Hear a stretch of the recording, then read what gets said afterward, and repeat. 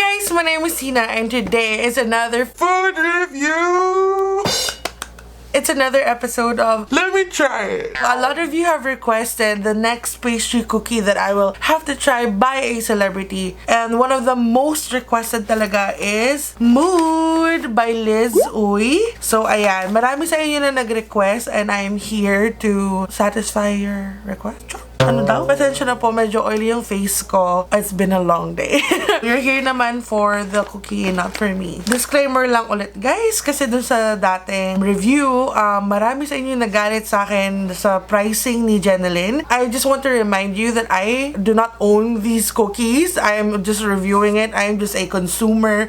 I am a customer. I am the same person as you are, wanting to see if it is worth the price. So, wag po kayo sa akin magalit kung namamahal kayo or nabubuisit kayo sa opinion ko lang to. You don't have to agree with what I say. This is just my opinion on these cookies. Pagkain lang naman to, guys. Huwag kayo mag-away sa comment section at huwag nyo rin ako awayin. Kasi ang dami nyo nagagalit kung bakit ako matakaw. I didn't even eat the whole damn thing. I gave it away to my family. So, bakit nyo ako inaaway? I don't know. Some Filipinos talaga. Anyways, so, back to the cookie. So, sa mga Asa na?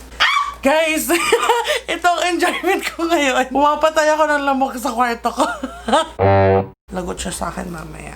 Anyway, so, I learned about this via the comment section. So, apparently, Liz Uy is now selling her cookies. I'm pretty sure that she does not bake this on the daily because meron silang dalawang mall. You heard that? I'm happy now. So, yun nga, like I was saying, I'm pretty sure hindi siya nagbe-bake na to on the daily because they have stalls in Greenbelt 5 and they have a stall in Glorieta 5, which is very informative kasi I learned all about this on their Instagram alone. And then, there, makikita nyo, meron pang parang map na pagpasok nyo na entrance, dito siya makikita. So, it's very informative. I like their Instagram feed. And also, you can buy this via delivery. I haven't really checked into that kasi malapit lang sa akin naman yung Glorieta in Greenbelt. So, I decided to just go directly to it. Okay guys, so right now I just parked here at Glorieta 4 and I'll be going to the ground floor and look for the Mood pop-up stall. Gonna look for it and pretty much buy. Okay, so pagkakit nyo from the basement, Mood is right there. So from the entrance, ito pala sila kagad. So madali silang hanapin. How much per piece? 100 per piece. 100. Ah, may difference to? Same lang po. Mini mood lang po siya. Mini version. So, I think I'll order 2 for 2. 2 of each. Yeah. This side na lang. Alright.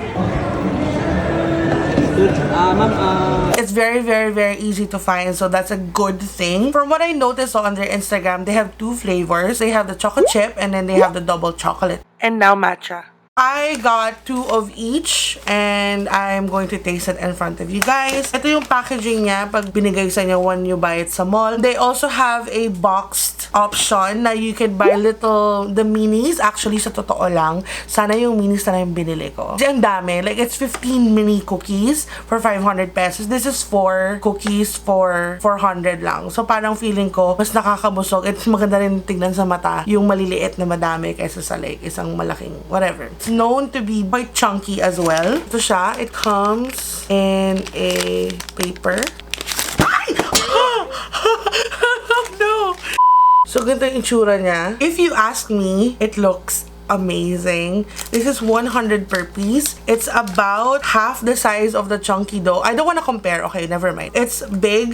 It's parang the normal circumference of a normal cookie, but it's very, very thick in terms of like the height. And parang it's really full of goodness talaga. Like you can tell na this is homemade. I like the fact na it doesn't hold a certain particular shape kasi parang it gives like a homemade vibe to it. Parang ganun. So I really like how it looks.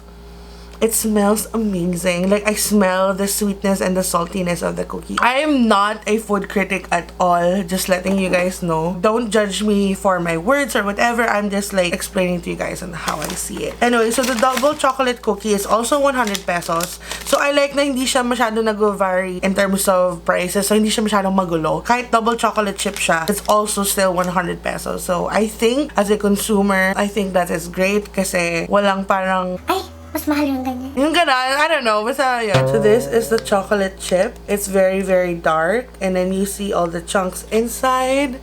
It smells like brownie. So I'm guessing it will taste like brownie. Meron din siyang chocolate chips inside. Tapos chocolate yung kanyang pinaka-dough. Okay, I think it's time to taste it na in terms of sizing. Because nga, it's not perfect. It's not gonna be perfectly the same. But it's pretty much the same size. This one is chunky. This one is a bit more flat.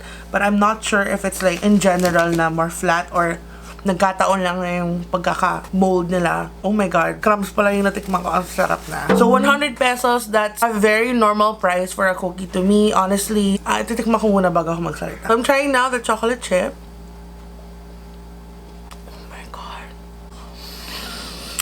Oh my god. Oh my god. To be honest, kalasa niya yung cookie sa SNR. And I love that. But this one tastes less preserved. Parang siyang lasang homemade talaga. There's a certain parang bready taste to it. Oh my god. It's so chewy. The flavor is so freaking good. Oh my god. Medyo crunchy yung top. And then super soft na for the rest. Well, it doesn't help na di pa ako nagde-dinner. So like, ang sarap talaga. Now, let's move on to the double chocolate chip. Okay. So ito, I'm guessing it might taste like a brownie. Yung sobrang black ng background ko na you barely see it. It's very moist. Partida, guys. I bought this 12 p.m. and it's 8 p.m. na. It's still super moist. Saka, alam mo yung hindi siya nag-oil sa paper bag. Kasi parang pag sobra nag-oil, parang ibig sabihin na tanggal na yung moisture na cookie. I don't know about that. But like, that's just my presumption. So, let's taste it. Oh my god! This doesn't taste like a cookie anymore. It's so soft. Like, it tastes great. It tastes amazing. It's great if you love chocolate. But it's so soft na I feel like parang na siyang, alam niyo yung sa ilalim ng chocolate mousse ng Red Ribbon. Yung parang malambot siya na cake na ewan na ganun siya. So I can imagine na if you buy this, put ice cream on top, amazing. It's so soft na parang cookie ka pa ba? Parang ganon. Kasi parang na siyang brownie na bilog. Look, it's so soft. Like, hindi na siya cookie. It's more like brownies na talaga. Pero ang sarap. For 100, ang sarap, guys. Sobrang worth it. I didn't expect much from his way. No offense. Like, I like the style and stuff. Ito, sobrang sweet niya though. I would say, maybe even just half of it will be enough to satisfy your craving for chocolate because it's very, very, very, very chocolatey. As in, to the point na medyo nakaka-umoy siya, I feel like, if you have more than one. I really think that would be the case kasi nga, it's a lot. It's a lot in one. Like, Hiro, my hands, like you see, there's an actual parang brownie type and then like melted pa yung parang kisses na chunks. It's just full of chocolate. It's literally like chocolate overload. Ito ang tinatawag na overload. Pero yun nga, I suggest that you eat it with caution because it's very, very sweet. Now that I've eaten half of each, medyo may umay feel. I don't know if it's just because of the chocolate or if it's both together. I definitely feel the umay. If you do buy this, you don't have to buy so much. Hindi siya yung type of cookie na yung ganon. Quality over quantity type of eating. So since I didn't buy this online, wala akong feedback in terms of the service. But the people at the mall were very nice. They were very easy to talk to, very direct. Kasi, you know, konti lang naman yung binibenta nila doon. And they were nice enough to let me record them. By the way, the chocolate kind of sticks around your teeth. So, just letting you know, it's that kind of feel na brownie talaga siya. Honestly, this is a brownie. It's not a cookie. Like, this one is a cookie, but the double chocolate one is flat out brownie. I really think so. So, if you really want to taste it, give it a try because it is worth your money. I can also just maybe suggest na sana yung layo nung kanilang dalawang pop-up store is further. They're literally both in the same area. One is in Greenbelt and one is in Glorieta. So, oh my god, sorry. So, sana nila like south yung isa so people could still try it. Yun nga, I'll show you how the delivery thing works. I believe it's in Grab Food. So, you could just do that if you want it. Yun na yun. So that is it. I don't have anything else to say. If you guys enjoyed this video, please like, comment, and subscribe. Tell me also in the comment section below what other pastries by celebrities you want me to try. I will purchase them and try them for you, honestly. Thank you for enjoying this series. I really enjoy them also. Syempre, kumakain ako while, you know, giving reviews. That's the best review. Kikay of the day is right here. Congratulations, you're today's shout out. If you want to be the next video shout out, just comment down below hashtag Kikay of the day and I will pick you for the next one. With all that said, I want you guys to never forget that you are beautiful. Bye! God bless! Pew, pew. That's me shooting you with good vibes. In case. Ang corny!